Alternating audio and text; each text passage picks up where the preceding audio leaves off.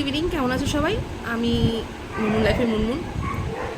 আজকে হচ্ছে mother's day. ভিডিওটা কবে পোস্ট করব জানি না, আদৌ করবো কি না। তাও মার উদ্দেশ্যে, জানি না যেখানে আজকে আমার কথা কিছু শুনতে পাচ্ছে কি না, তাও মাকে কিছু বলার আছে যদি শুনতে পায়। মা কি বলি, বলতে হবেই, এই জন্যই ভিডিওটা করেছি। সবাইকে বলবে অনেকে ভাববে যে ন্যাকামো করছে, না ন্যাকামো মোটেও না।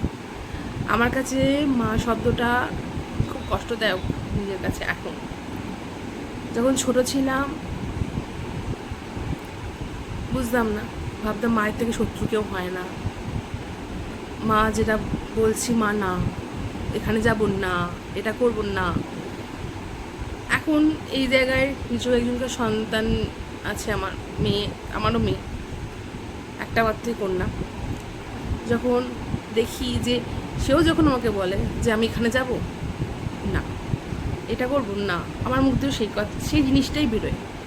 এখন বুঝি যে কেন না বলতো, কেন সবেতে না ছিল, আমি ছাড়া যাবে, মানে মা ছাড়া বেরবো না। এখন বুঝি কেন বলতো। তখন বুঝিনি, তখন ভাবতাম মা খুব বাজে, সবসময় খ্যাক করে, সবসময় রাগ করে। জিনিসগুলো খুব মিস করি, মানে নেই তো। হয়তো বলো কেন দাঁত থাকলে দাঁতের মর্ম বোঝে না, একদমই তাই। ছোট আর মা নেই, যে পৃথিবীতে যারা নিজের ছিল তারাও হচ্ছে পর হয়ে যায়।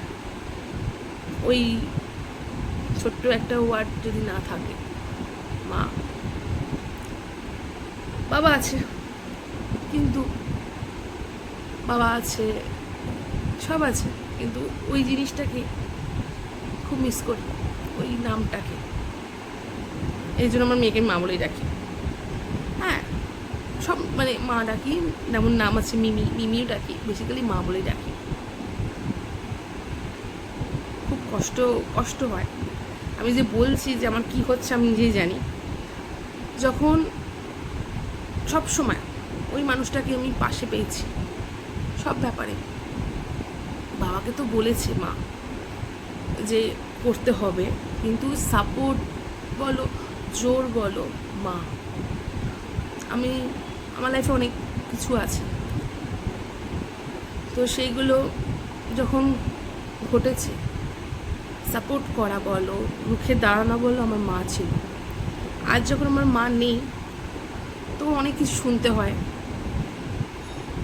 বাজে বাজে কথা লোকের। ঠিক আছে, রুখে দাঁড়ানোর লোকটা যে নেই।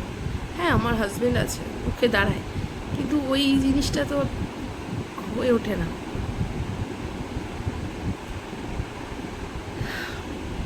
বাড়ি করেছি নিজের মাথা। মার একটা দুঃখ ছিল যে আমার মায়ের অবর্তমানে কি হবে, কি করব।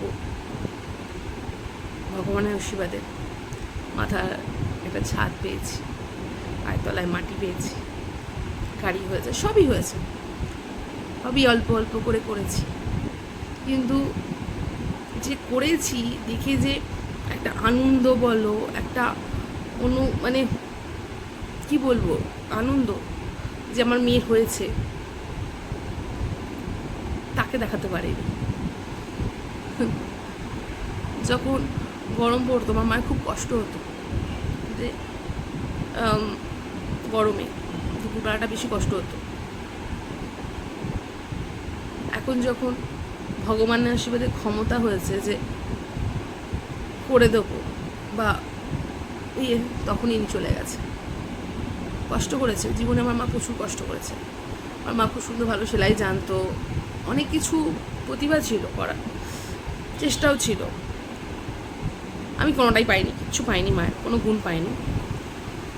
তো করতো, যে জিনিসটা যেমন একবার দেখলো সেটা মাথায় ঠিক এসে সেটাকে করতো, ট্রাই করতো।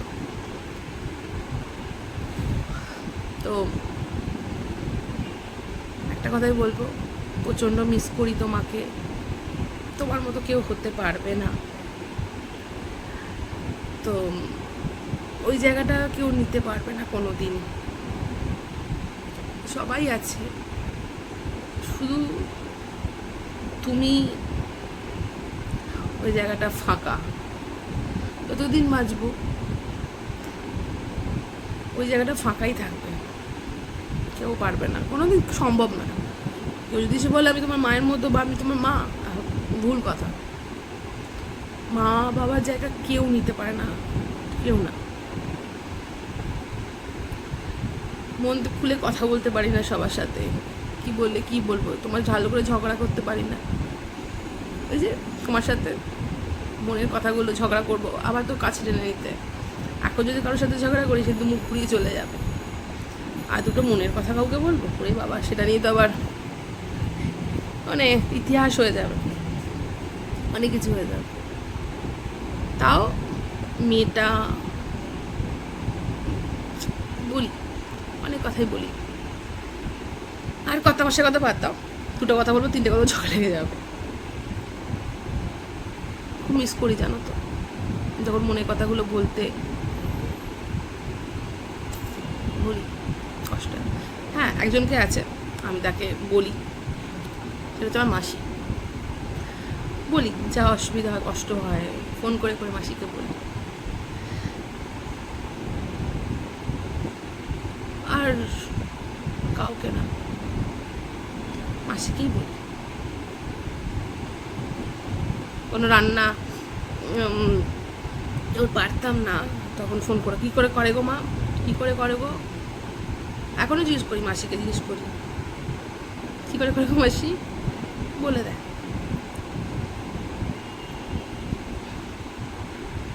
আসছি তারা একটু পরে, বলে ইমোশনাল হয়ে যাই মনে পড়লে। মা মারা গেছে কিন্তু 6 বছর হলো, তাও বুড়ি হয়ে গেলাম, তাও মানুষটাকে প্রচণ্ড মিস করি।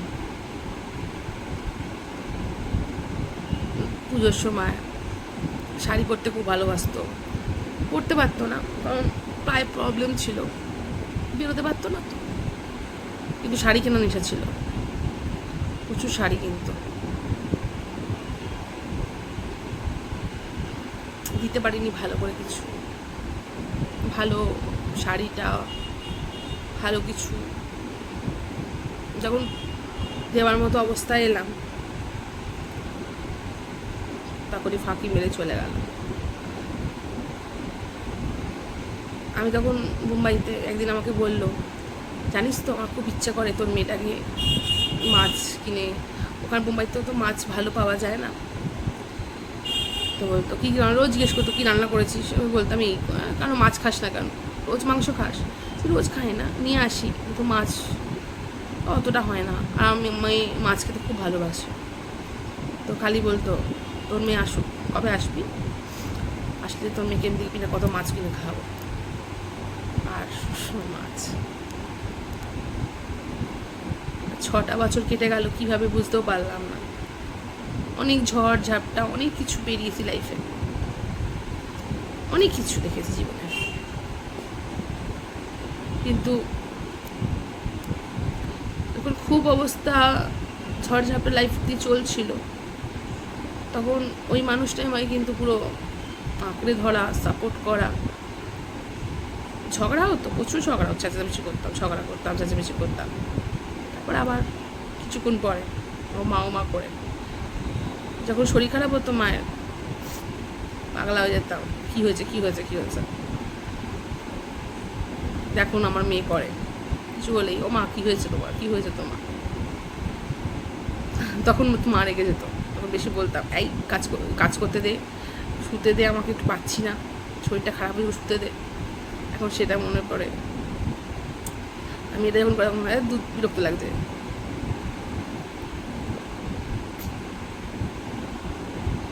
ঠিক আছে, চলো, মনটা খুব খারাপ আজকে এই দিনটার জন্য।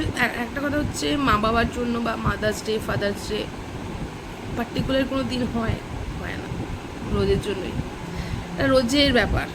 কোনো একদিন এসে স্পেশালিভাবে মা না, আমি সবসময় মামাই করি। মায়ের সাথে আমার বেরোনো, মায়ের সাথে সব কিছু, মার সাথে সব।